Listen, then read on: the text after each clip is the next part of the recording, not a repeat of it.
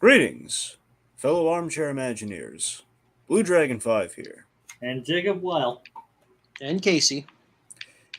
It's time yet again to explore the vast catalog and find out what's a must or a bust on Disney Plus. Tonight, we're talking Ahsoka, Part 5, Shadow Warrior. Ooh. Otherwise known as the Vision Quest episode. Yeah. So, we are joined tonight with Casey, as you probably guessed from the intro. Casey, how you been feeling about Ahsoka so far? So it's kind of been a bit of a roller coaster. Not too big a roller coaster. I had very briefly talked to Tiki about it. We've had 5 episodes so far, and I really enjoyed actually the first two. I felt like it was really good setup and catch up from where we started sometime after the most recent season of like The Mandalorian and everything to catching up to the very end of what was Star Wars Rebels, because for all intents and purposes this is essentially a Rebels spin-off, I guess, or a sequel to it, Rebel if you season will. Rebel season 5, basically. Pretty much, which I'll elaborate into in just a moment. But I mean, I really liked the first 2 episodes, and I feel like I was actually in the very very minority for episodes 3 and 4, but I wasn't actually a fan of episodes 3 and 4. I feel like, and I know a lot of people loved episode 3 with the dog fight and everything like that, but I feel like there was a little too much action and very little dialogue and plot progression, which I was pretty disappointed about. I mean, don't get me wrong, there were some cool aspects of those episodes, but now we have episode 5, which I thought was better than the prior 2 episodes. But overall, I guess I am enjoying the episode. It's nothing great so far. I would like a little bit more of a focus on Ahsoka, which we obviously got in this episode, because honestly, the prior 4 episodes, I'd almost say, was the Sabine, the show. All right. Jacob?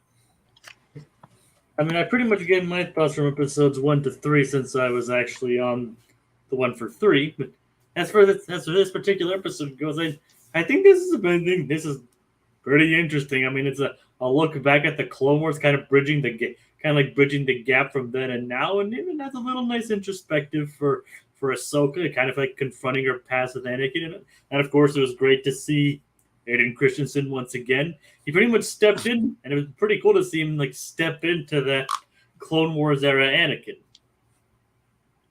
So I like this one. Yeah, I too enjoyed this one. This episode's very much kind of an aftermath episode. I mean, I guess to put it simply, it is a vision. It's the Vision Quest episode, yeah. But yeah, this we're in the aftermath of things that have been happening from the last episode. Which had kind of the big the Balin kind of not plot twist, but we had like the big development with the Balin, kind of taking Sabine along for the adventure. Ahsoka's kind of been humbled, kind of forced to kind of confront the turmoil within her. Typical Star Wars stuff. So yeah, this episode she's really finding herself, and this is and I think Casey's right. We've for the namesake character of our show, we have been a little light on the Ahsoka side. Not that she hasn't been there, but we've just kind of used her at a very surface level. So here we get to really I think Filoni's really getting to dive deep into, okay, well, what's something we have not done with Ahsoka quite yet? Well, we haven't really given her closure with Anakin, so that's what this episode's about. So this feels like a big episode for her that also was like, well, we can't do the full like Thrawn and Ezra return quite yet, but what's something really big and warranted we can do in the meantime? It's somewhat of our halfway point, or at least right after the halfway point. Well, it feels like it'd be this. So mission accomplished. It's like, speaking of, like, I don't know if you guys are above this connection, but like, unfortunately, we didn't see a lot of Skull and Hottie this episode. Unfortunately, well, that's the thing. We're kind of shifting focus because we had a big Balin episode last time, and we're probably going to see more of them in the next one. Skull and Hottie continue to be like one of the best parts of the show. Yeah. And I just remembered something actually interesting. Like, you know where the names like Skull and Hottie actually come from? Where do they come from, Jacob? They come from Norse mythology. Hey! And do you know who they are in Norse mythology? Who are they in Norse mythology? Wolves. Oh, Dave. they're, Dave and his wolves, and it's like this. You know, I love this. It's like, imagine you're at the table reader, like in like in the writers' room for Rebels. And you're reading like in season 4. It's like, huh? And there are giant wolves on Lothal, and everyone just goes quiet, and they all like peek from their pages and look all down to the end of the table at Dave, who tips his hat so he can hide his face. Oh, gee, I wonder who put the wolves in the script, Dave. Like, we always like come up with these weird scenarios involving Dave Filoni. Like, we always like turn him into this like weird kind of weird like madman. Right? Anyway, yeah, that is true. We do love our Dave Filoni running gags. The man with the hat and the wolf obsession. Anywho, Dave, you don't need to wear the costume.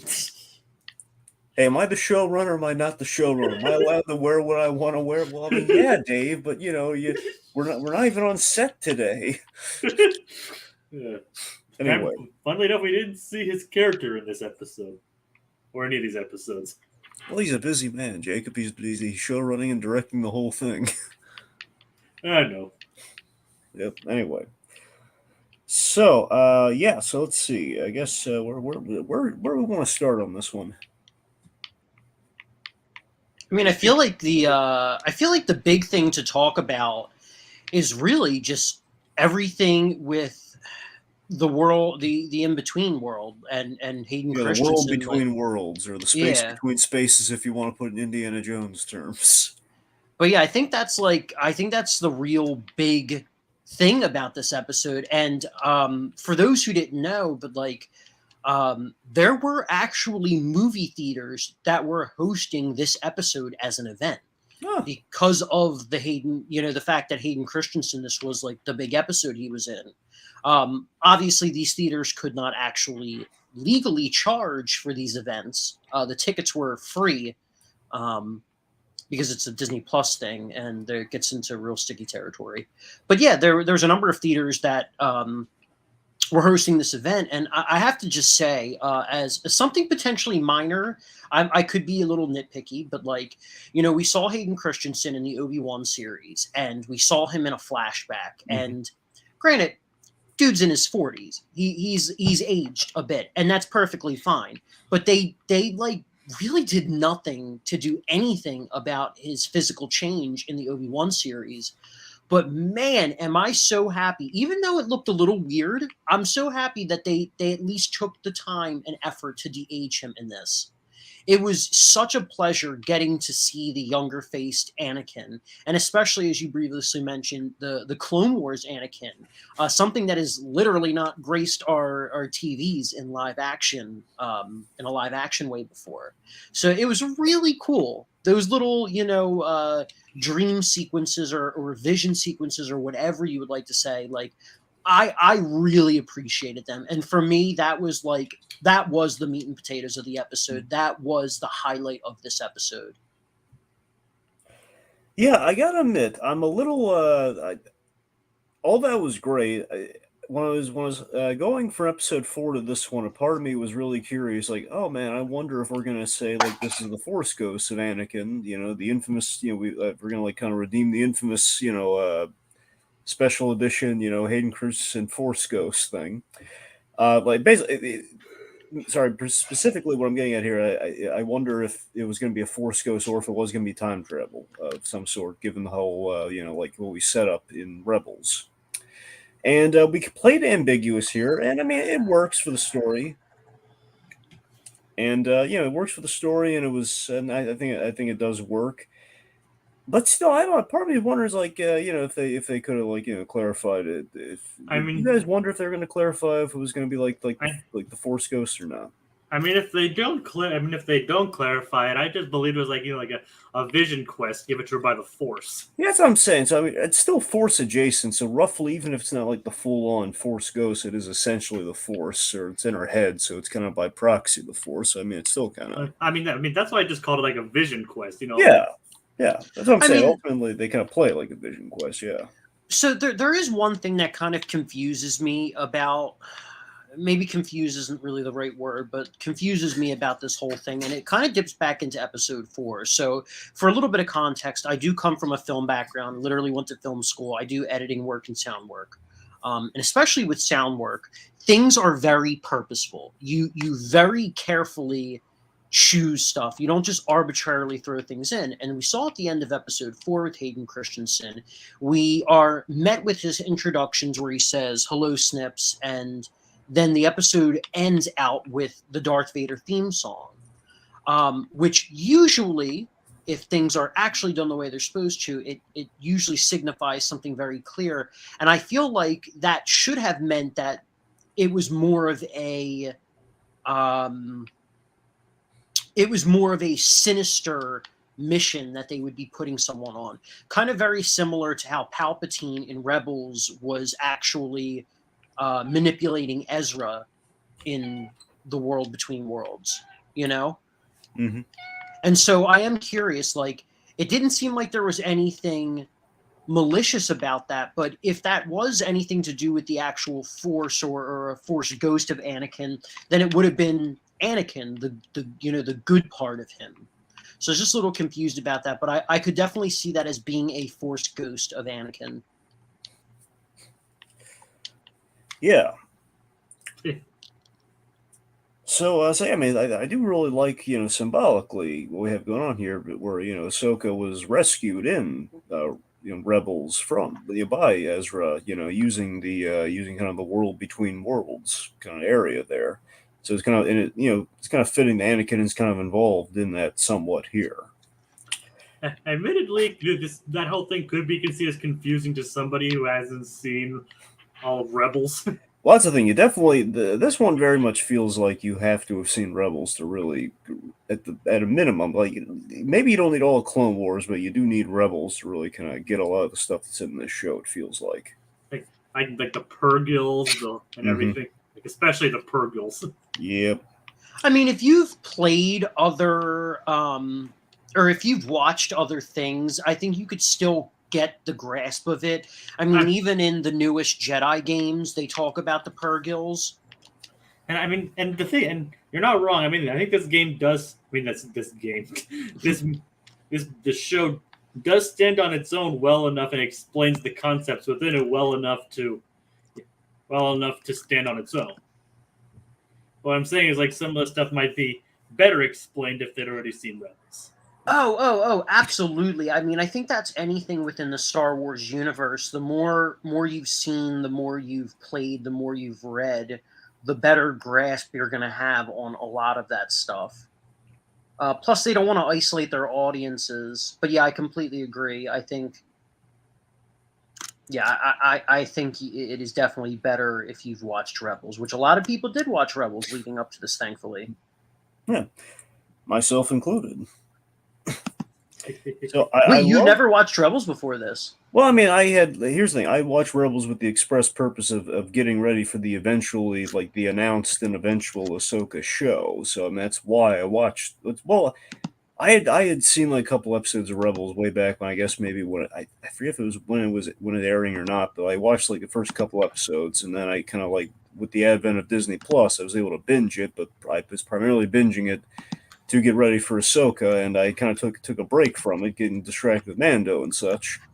Always saying, like, okay, well, eventually I'll finish Rebels in time for Ahsoka, and of course Ahsoka around the corner. I binged it and got ready, in time for Ahsoka. So I mean, I essentially I watched like up to like mid-season 2 when it was first airing, but I kind of fell off after that, and obviously it's a very narrative-driven show, so missing a couple episodes like basically means you're no longer caught up on the status quo. So I just started rewatching it eventually to lead up to this, kind of like what Dragon did. So anyway, I love the idea of her confronting Anakin and getting closure, and as a way of like completing the training from the fallen Jedi, so to speak. So again, a guy who's kind of like these two characters, their roles were interrupted by the story in terms of she left the Order before things went completely south with him. So in a sense that she was always kind of like her training was always kind of incomplete, and his role of like kind of master kind of Padawan the master was kind of interrupted as well because of that. And it's not saying that's like a necessarily cause and effect, like so it's all Ahsoka's fault. It's not, obviously, but it's interesting that they both kind of have that kind of missing gap for them that we kind of somewhat fill here, somewhat. So, but yes, I mean, the cool factor of the episode are flashbacks to the Clone Wars era in live action is really amazing. We have Captain Rex. We got we have like dead. Now we have like such a great reverence for the clone troopers, and it's like with the Bad Batch and stuff, and just in general from Clone Wars. Dead clones now have weight versus like being disposable toilet paper army. From the live action films. Like we actually got to see. I had the subtitles on when it's like we actually saw Captain Rex. Mm-hmm. Yeah, yeah. I was like, it's Rex. Yep. And from the sound of it, they actually got to wear a Morrison to do the voice. Yeah, so we see young Ahsoka here, which is a really good move, by the way. Seeing we're doing young Ahsoka in the Clone Wars era. Yeah, it does kind of make sense to have her be younger in this because obviously it's like almost 30, almost how many? Not 30 years. Well, she was like 16 in Clone Wars, so Yeah, and then about 30 years or so. yeah. Anyway, Considering this takes place after the fall of the Empire. Yeah. No, yeah. I mean, Ahsoka's probably in her actually like mid-40s in the show. So and based on like I remember when she never called him Sky Guy here but she called him that a lot in the original series. But did she really call him that a lot in the show? Because I know, okay, at least several times. Yeah, she did. I mean, but honestly, certain nicknames I'm happy to see die and not. Because to me, it always felt like they set up the nickname thing in the pilot movie, but then they kind of realized, we're not crazy about how this sounds, so we're just going to ease up on the nicknames. Yeah, it was a little cringy. My point here being that she just calls him Anakin, like she still looks up to him in a way. Yeah, like she still sees that she's still he's her master. We have a comment. Greetings, all. My first time watching you live. Loved your Hercules fan commentary. Thank you. Thank you. That was a long time ago, wasn't it? In a galaxy far, far away, my friend. Yes, it was. So thank you, Dylan Jones, for joining us. So it's interesting. So again, I think a big thematic crux of this show is Ahsoka, who we've seen was already hesitant to train other Jedi with little Grogu. She in a position of training Sabine in some ways, kind of redeeming the training that like the whole thing with her and Anakin in some sense, like her she's been having a lot of difficulty with it. She's been a kind of a conflicting thing for her because she is she left the Order probably for good reason. And she kind of has some qualms with the way Jedi's do things, but it's kind of a necessity, and she feels guilty, and she's kind of repaying a debt to Ezra in a sense. So even Shadow Anakin asks her, "Do you even want the Padawan?" Mm-hmm. So all that's what I'm saying. So we really examine through this story here. She is disenfranchised with battle and war and everything, and there's some guilt associated with being a Jedi, with basically because she has issues with with the Order of the Jedi and everything, and just the fact that it's like in being a Jedi, like we got all these clone troopers killed, man. I don't like that. I'm friends with these clones. And Anakin, they did show that Anakin wasn't too fond of that aspect either. Yeah. So it's interesting that again, if this is somewhat coded through her memory of Anakin, that Anakin does is redemptive for at least the initial introductory part of this journey. She's thinking of the good times with Anakin in the Clone Wars.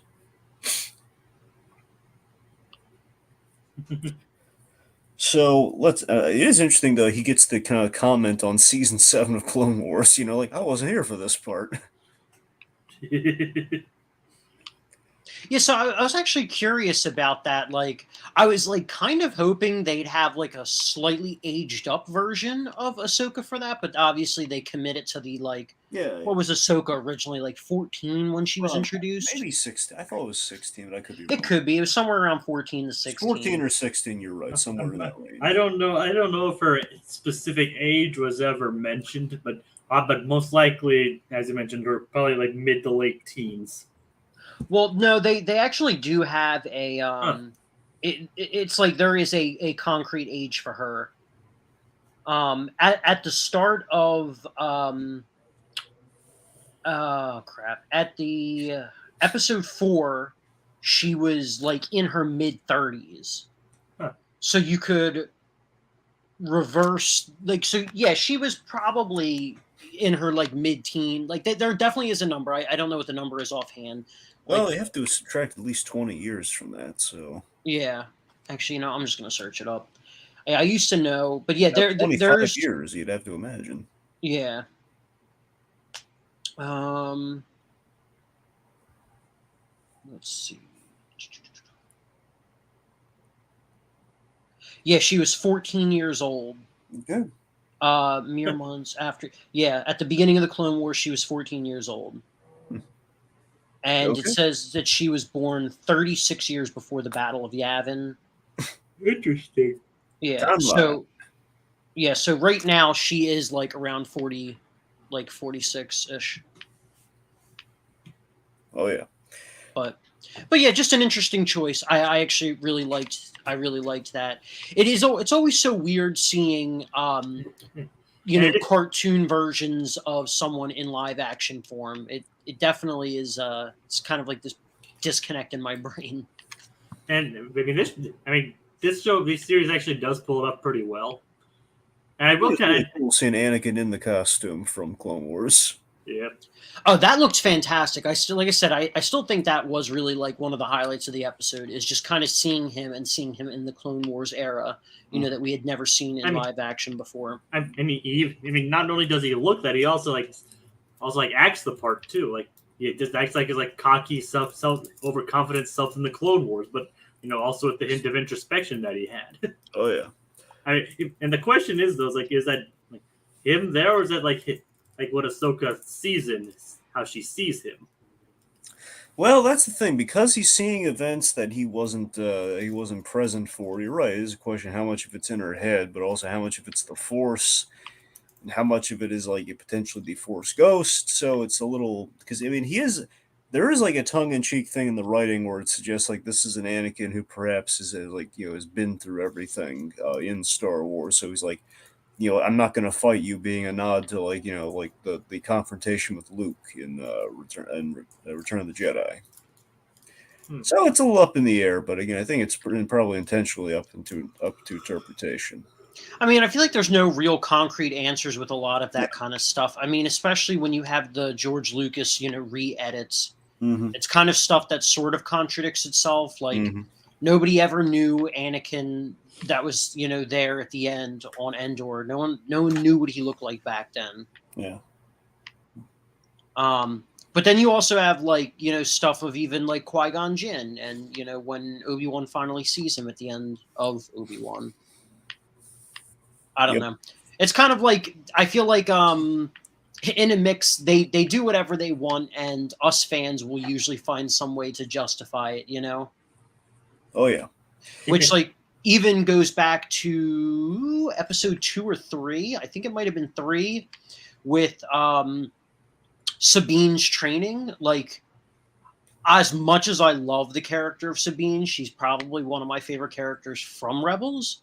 I don't want her to have Force powers. Like, from everything that's been established, Force powers do not work like that.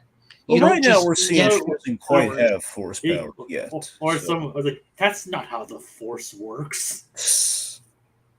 Wait, it kind of overlapped there. What was that? I mean, I was just referencing what Han Solo said. Like, that's not how the Force works.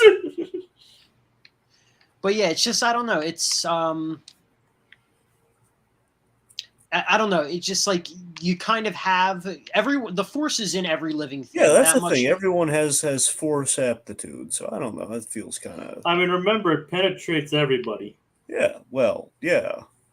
But yeah, it's just like you don't necessarily just wish. Like, I mean, it depends on how far you want to go into the Star Wars lore and mythology about how the Force works and everything with Okay, midichlorians, that's and it's true, like, but it's not coming out of nowhere exactly because we did set up the whole like dark saber thing with her. So she is like at the very least, if there is like a fated thing for her there, if any Mandalorian could wield the Force, it feels like it probably could be Sabine in terms of like sort of like a after so many generations of Mandalorians not being actively against Jedi Mandalorians and everything, it feels like if we're due for one, it would probably be Sabine, given like she was working towards that goal for that time during Rebels. I don't know. That's it. Even yeah. if we were to go that far with her, it feels like there at least would be some justification for it. I mean, I think then you could if that's like the case, you could potentially make the argument of like Bo-Katan. Like you can make the same sort of argument, but the thing is that like some people like the Force, yes, while it's in every living thing, some people have it and some people don't. You don't just necessarily get the Force because you want it, And you can have the dark saber and train with it. We've literally seen a number of people have the dark saber and train with it, and they can use it. But doesn't mean you have Force Well, no, abilities. I'm not. Let me clarify. I'm not saying just because she wielded the dark. I'm just saying like because she was training to become a Jedi, and that happened to be her lightsaber of choice because it meant a lot to her culture. And I'm not saying like for and Din Djarin wielded the dark saber, and so did Mm-hmm. Okay. And that was more of just like a ceremonial thing. I'm not saying that means they were like, necessarily filling into the Jedi thing, but had Grogu, for example. Like I don't know, like in a mythical sense here. Let's just say, he grew up and that would have been bridged the gap potentially in terms of okay, like a half, he's very much a bred Jedi, but growing up, Mandalorian. That's something a little more akin to what I'm getting at here because Sabine was more of like she was being trained by a Jedi to actually, to do that, not just wield the dark saber. I guess I don't know. That's what it feels like, but So it's like, we discuss more about the Vision quiz, or you want to talk about like some of the other aspects of this episode? Well, yeah, let's just jump around a little bit there. I mean, so, yeah. Well, I was just going to say, I guess even though I feel like we are kind of drifting away from the whole Vision Quest thing, but while we're on the topic of Force powers, I'm curious and it's not to say that it hasn't been discussed before, but like, there are certain Force abilities that some people are able to tap into, and not everyone is able to tap into them. And so we've seen Ahsoka display 2 more Force abilities in this episode alone. So I'm curious what you guys make of that. We've never seen, and maybe I could be mistaken, but I don't think I am. We've seen Ahsoka not only commune with animals, but we've also seen her tap into Force echoes, which is something we've never seen Ahsoka do before. Well, we saw they set that up a couple episodes ago. The whole like Force thing where she's I don't know, it's like a little bit of like she can touch items or she can kind of hear like little echoes and stuff. Like they kind of built that into this, but like only for this show though. I don't think it's been. And previous things that have established to be able to communicate with animals, like how Ezra is able to communicate with the wolves and rebels. Well, that's the point I'm trying to make is Ahsoka's never displayed those powers. So, like, why is she now just tapping into those powers in her mid to late 40s, you know? Maybe she learned it. I mean... Okay, the animal. Okay, I hear you. I think I get what you're saying about that, but at a certain point, maybe it feels like it's an ability that in communing with nature and everything, like like everything being connected and everything, and we've seen even like like Grogu do this in Book of Boba Fett. Mary, he called the Rancor. Well, yeah, and that's perfectly fine. He's young. He's displayed, that type of power, but especially with the Force echoes, I'm fairly certain. Another thing, I could be mistaken. But with like Force echoes, that's not a common ability. But I feel like it's used as it's just used as a plot device to be like, all right, we need to know where Sabine's at, and now we do. And so we're gonna like give her these powers. Like I There love is things. technically an example of Ahsoka doing this, but it's kind of a weird example to pull. Like you look at that Tales of the Jedi the series, the short animated thing they put out. You saw Mhm. like a little essentially baby Ahsoka communed with like that animal instead of like tearing her to pieces. She was riding it like a horsey, you know. Ah, fair enough. Fair enough. Yeah. I guess even regardless, it feels like perhaps it's like again, it's bridging off the whole community. It's kind of everything being connected and just having a sixth sense for like nature, perhaps with certain things. I don't know. I just think it's like it's kind of bridging off the whole interconnectivity of things. So I think it's like an innate ability, perhaps that all Jedi can probably suss out, almost like a sixth sense sort of thing. Maybe I don't know. Possibly. I mean, but I don't think Kanan ever had the ability to commune with animals. Well, I mean, he did commune with like otherworldly entities, like that giant. That was a sentient creature. I forget what the name of this guy was. The big, almost natural force on the planet that was attacking everything. Do you remember, like the giant, very Oh, convincing looking? yeah, that was oh goodness. I'm just gonna have to search that up. Yeah, but I mean, he wasn't some wild animal. Like he was a sentient like force being. You Right. know, Was Kanan around for the wolves, or was he not around for the wolves? I think he had.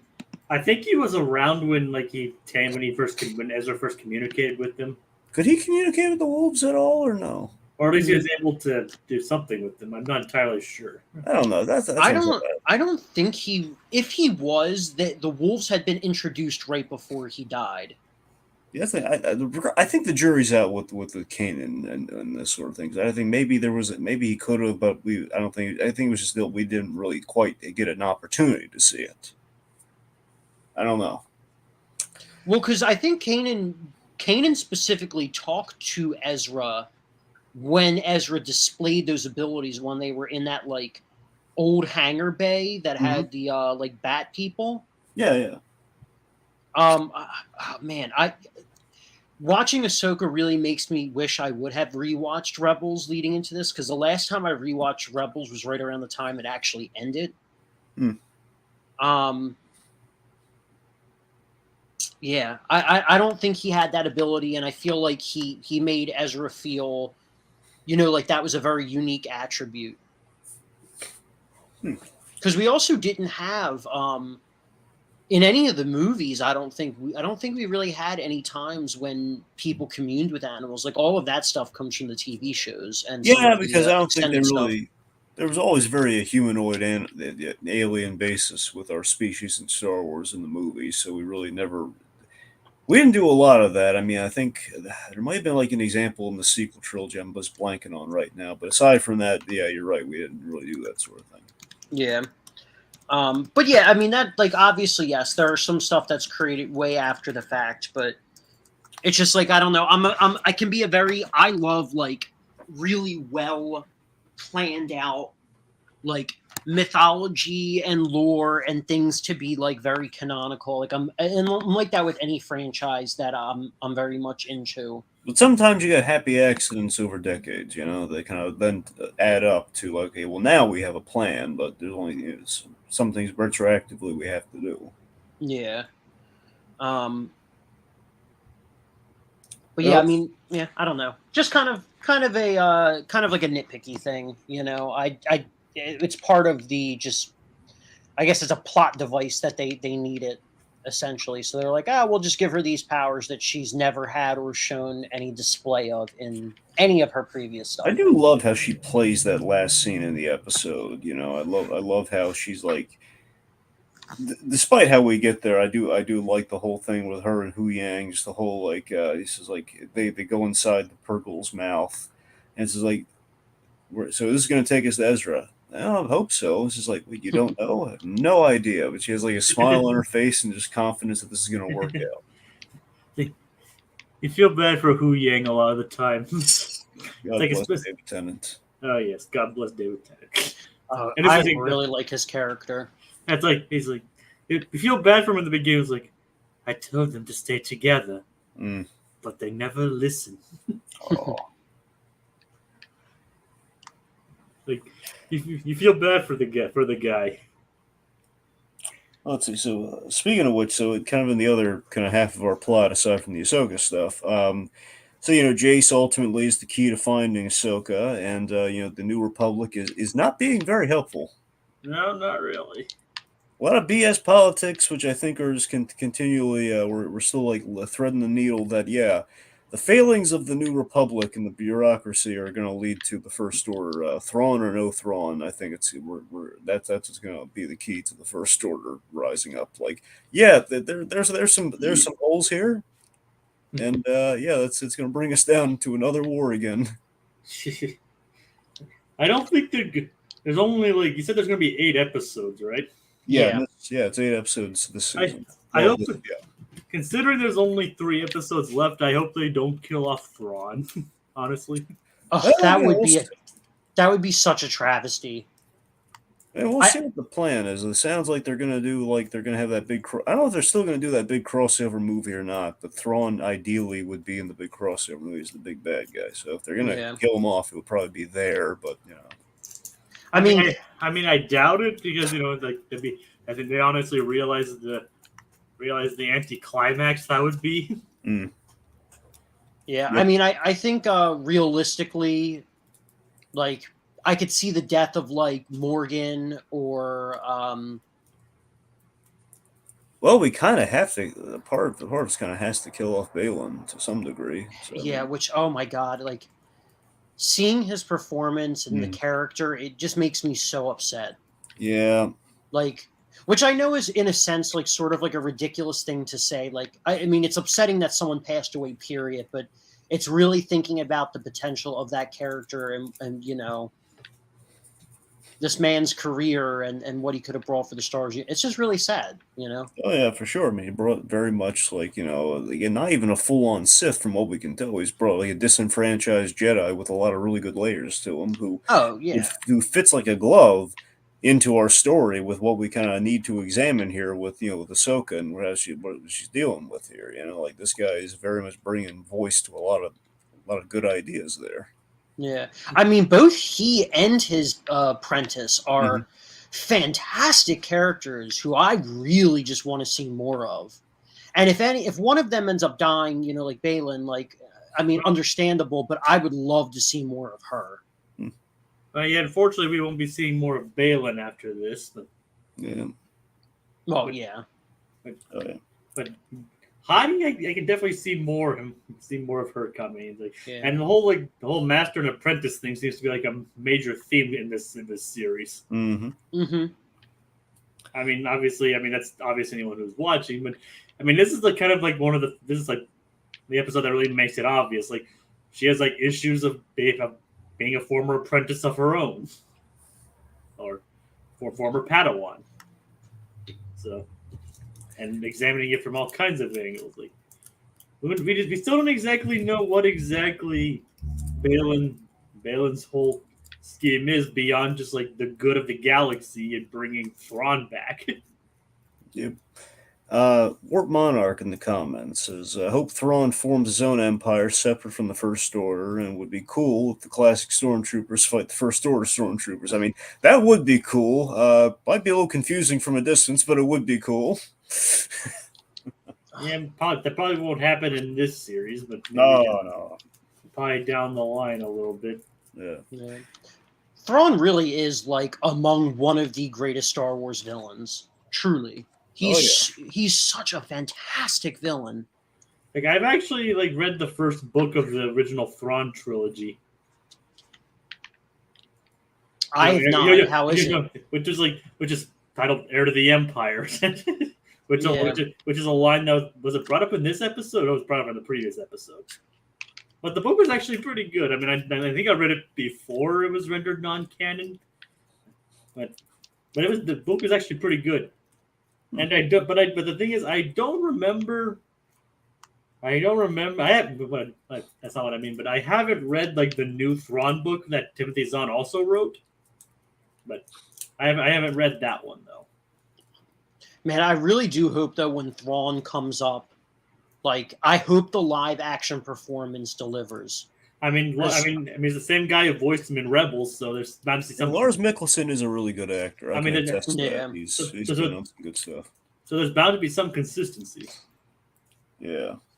It's and Timothy Zahn has voiced his approval, like how they handled his character in Rebels and stuff like that. So, Sure.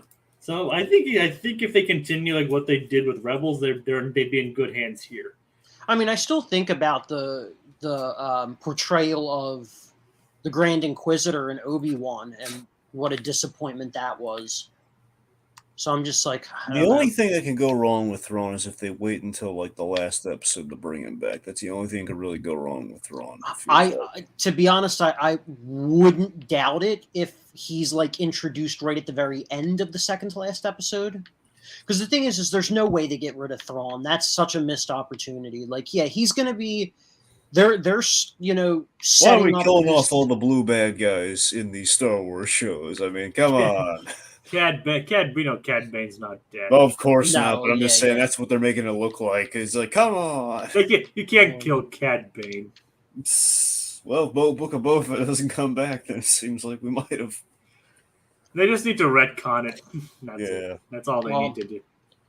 See, and it's also like really seeing all of these shows that they've been setting up. You know, it really feels like a super missed opportunity that this wasn't the sequel trilogy.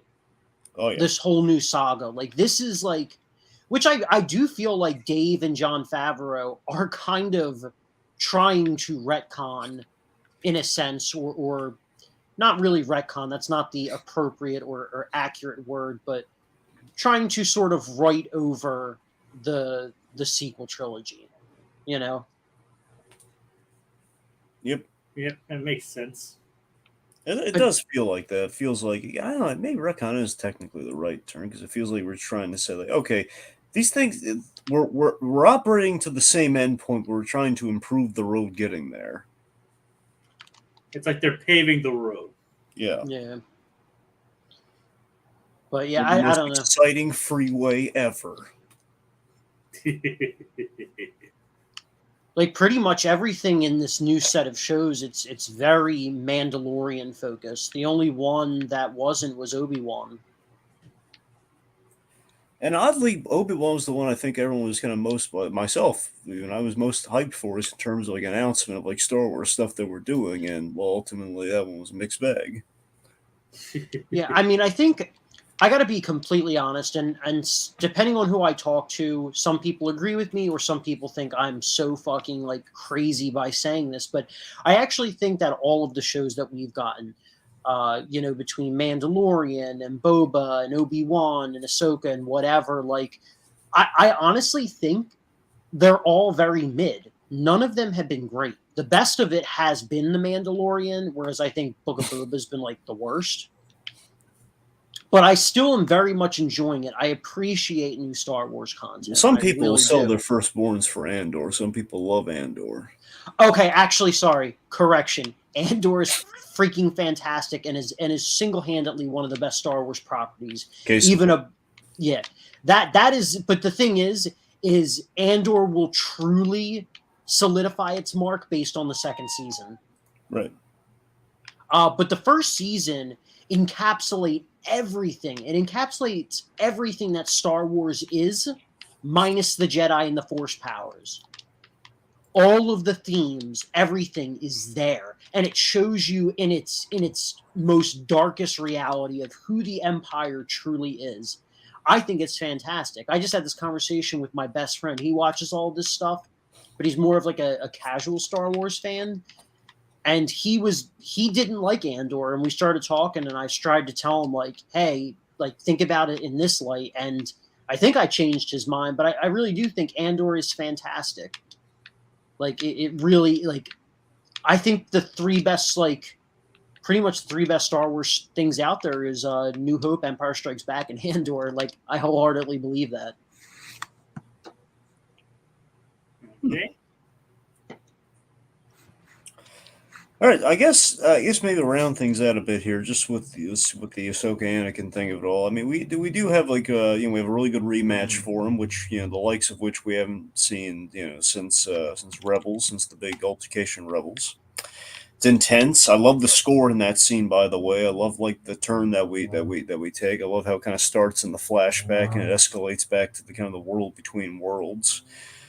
It's he's very much imparting this lesson of like, like don't throw a pity party for yourself. Choose life or death, and which is essentially the situation she's in right now. Being in, I guess, depending how you look at it, she's in sort of this meditative stasis right now in the water.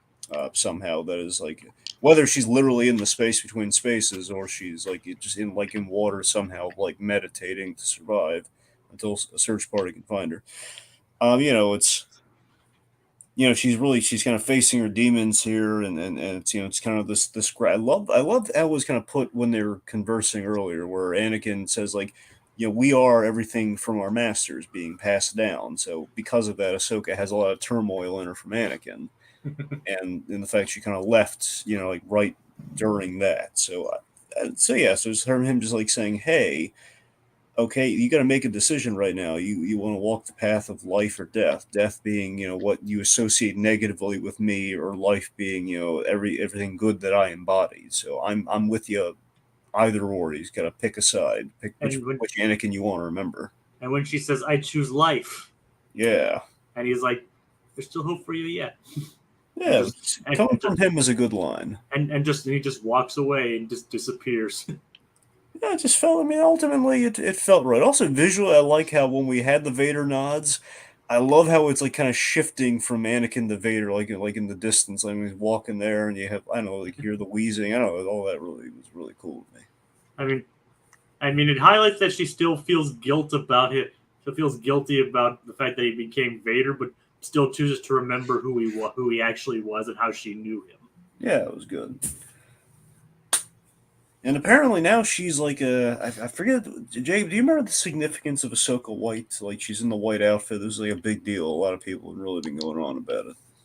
I mean, that I personally don't know. So I think what happened was like in Rebels, I think she was wearing like this all white getup that was to signify balance or something.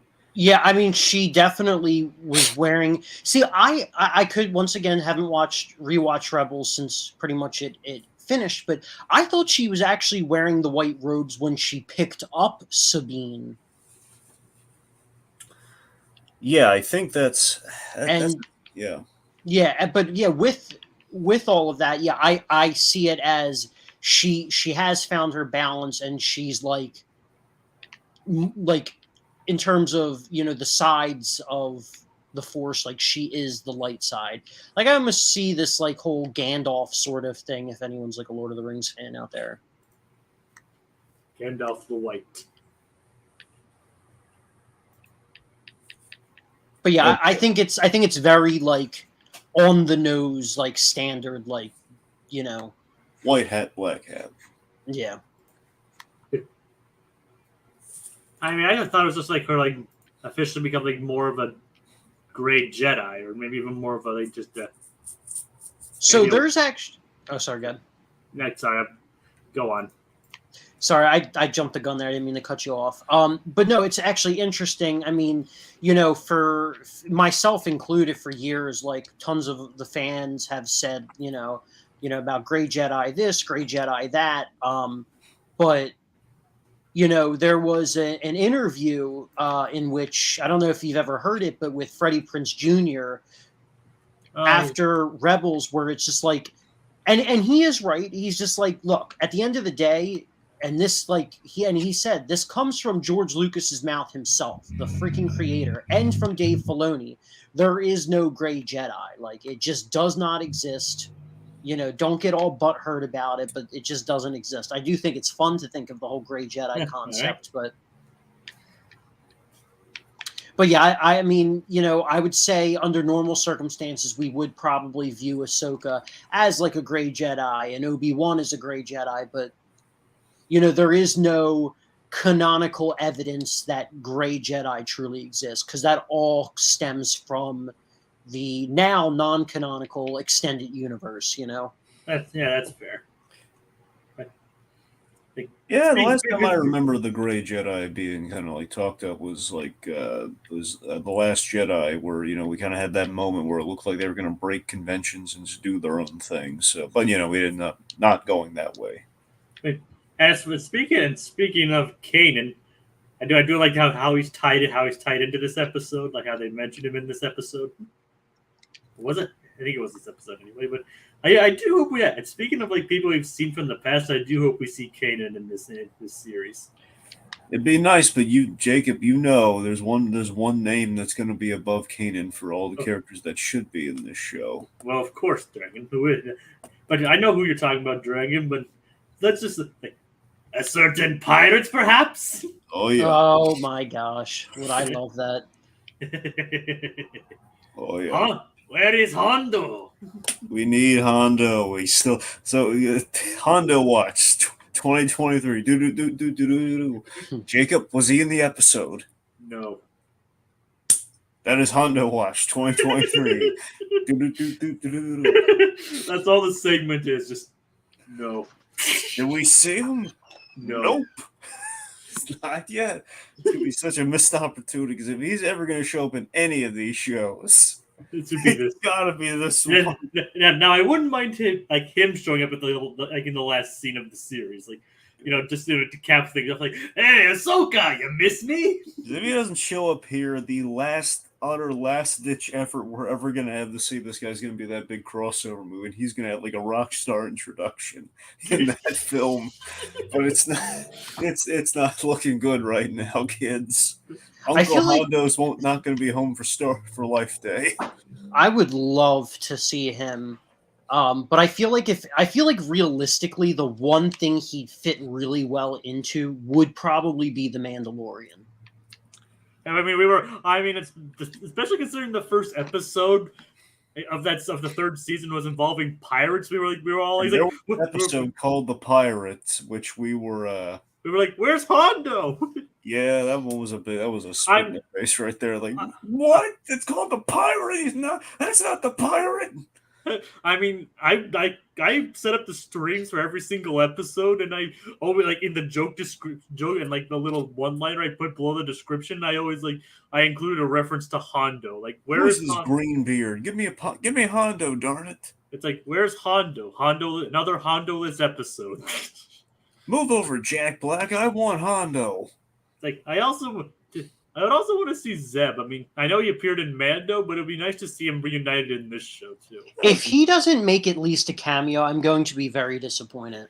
Yeah, imagine they gotta put him in there at least. They got Steve Blum and everything for Mando to voice him again in Mando, so they gotta bring him back here. Yeah. I do want to say, because I actually did not realize the time I have to go shortly, but I do want to say, and we just started to touch upon it like 20 minutes ago, and then we got sidetracked, but I just wanted to comment about the one little other segment, everything with Jason. Yeah. It's very interesting seeing Jason in here. We see what is like kind of like a slightly older version than how he's depicted in Rebels, which, is not the end of days. It's not a big deal. Because I guess that little segment could literally be at any point in time. Time passed since Rebels, so yeah. But I will say, while that segment, the search for Ahsoka and the Jason stuff, like, I think it dragged on a little bit too long for essentially like nothing really happening. I did appreciate though Jason and Chop, and I sort of wanted to see something between them. Because I think like Jason could actually be like a fun character, especially if they're still making these shows, another 5 years down the line, and Jason gets much older within the universe.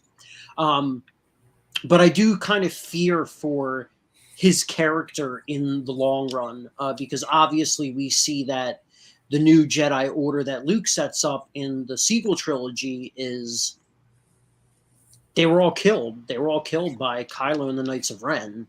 So, who really survives in the end? At least Grogu kind of has like this potential excuse for still living because he's more Mandalorian. He doesn't go with the Jedi Order. So I do fear like what would happen with Jason. It would be a travesty if in his teens or early adults he gets killed, in the sequel trilogy, and we never see anything about it. Yeah. Well, But maybe fun little segment. Ahmed Best saved him. Who knows? Oh my gosh. That was Still, also pretty crazy when that we was saw such a that. cool redemptive moment for him. Like, he saved the baby. He saved Baby Yoda. Yeah. Forgiveness. Oh, yeah. So, well, I guess that essentially rounds us out. We're on our way, most likely to, I mean, I'd like to think the next episode is going to be the big, Ezra, at the very least by the end of the next episode, we're going to find either Ezra or Thrawn or both of them or whoever. We're gonna hit our target goal next episode. So, that is the hope. Like A New Hope. Yeah, that's our new hope, based on the direction of the series. I imagine we're going to start next episode off like centered around Balin and company, and then we're going to relink it, and then we're going to link everything up from there. Like probably seeing what Sabine's doing with Balin. Yeah. Yeah. I think we're. Something tells me I feel like we're going to get a heavy Sabine episode next before we kind of go back to the split. But I really think. Like, I could see Thrawn being introduced at the end of the second to last episode, and then Ezra being, like, there for the finale. Yeah. And, of course, Hondo. In a perfect world. I said him. I wouldn't mind waiting till like the end of this season, and hopefully Zeb. I hope we see Zeb. Well, I think we need if Ezra comes back, wouldn't it be like such a lovely, warm welcome of like, oh, my friend Ezra Bridger, Hondo, just giving Ezra a big old hug. Yeah, like, my partner in crime. Exactly. It's a long time. Look at you. You're all grown up now. Ah. Yeah, like, you've hardly changed at all, Hondo. Although Tiki would, I don't know if Tiki told you guys, but he wants Hondo to actually be played by Jim Cummings. Yeah, which I love the character of Hondo, but I don't know how I feel about him actually. Well, remember, Hondo had some punch in Rebels. It was not the wrong possibility of older Hondo would, Yeah, I guess. But for some reason, I remember him being kind of thin. No, no. Here's the thing. He didn't have the jacket on. That's why he looked thin. But he had punch, but he didn't have the jacket on. That's why. I mean, as long as Jim Cummings provides the voice, that's all we want. Well, so ultimately, they could always do that if they wanted easy solution. Oh yeah, they could easily dub over it. That's not an issue at all. Yeah. I mean, that's the least they need. That's the least they need to do. Yeah, so minimally, you just want to look exactly like he looks. Just do that. Otherwise, I doubt they're going to go the extra mile there. But like just have him like Jim Cummings as he is today, made up to be Hondo. He's got the shave and everything. Yeah, so it might actually just be easier to do that. I mean, yeah. So he doesn't have to shave. We have like a volume for pity's sake. I'm not saying we've necessarily used all the volume on this. I'm saying in general, we have access to a volume now technologically. I think we can dub a guy. I mean, they've literally dubbed people for film's been around for over 100 years. They've been dubbing him since the advent of almost the advent of sound film. So yeah. Which actually, don't they also have a Hondo? Do they have a Hondo animatronic at Galaxy's Edge? They do indeed, sir. Yes. I mean, that's one reason why we kind of want him in the live action. We demand him in live. They did it in the park. They can do it here. And to see him in live action form, I think would definitely spark some joy with those who aren't familiar with his characters in the other series. Yeah, Hondo's like the perfect carryover character. He can pop up in anything. Oh, 100%. But yeah, definitely. Even though he's been in a million episodes of Star Wars stuff, I definitely love his relationship with Ezra. He was only in a few episodes of the Clone Wars and Rebels. Oh yeah. Was it only a few? Why does it feel like it's been so many? I'm still wanting to be in the Bad Batch. I mean, they have a third season coming up, so I'm hoping he's going to pop up. I mean, he's in at least 10 or so across both series, but I need to recount. But he wasn't in that many. I mean, he was probably the most recurring character, side character that they created for the show. But besides that, he didn't appear that much. Yeah. Yeah. I mean, but yeah, I guess that's the thing. For not appearing too much, he has left quite the impression. All right. I mean, since we're talking more about Hondo than the actual show at this point, I think it's time to cap it off. Yep. Yeah. So let's thank the folks that tuned in for us here with Dylan Jones Yeah. and Warp Monarch. Thank you, Dylan. You said you're new. You said you caught us live for the first time, so thank you, and thank you, Warp Monarch. Obviously, want to thank Casey for joining us. Yeah, Okay, thank you that's for good. having me. Thank you, Casey. All right, that'll do it for us tonight as we holster our remotes. Till the next installment calls for the draw. Mano y mano, just Plus and us. Hey, everybody, it's Hondo. Did I miss the show? Ahsoka, you track sand in here everywhere. Oh, that's It's sad. everywhere.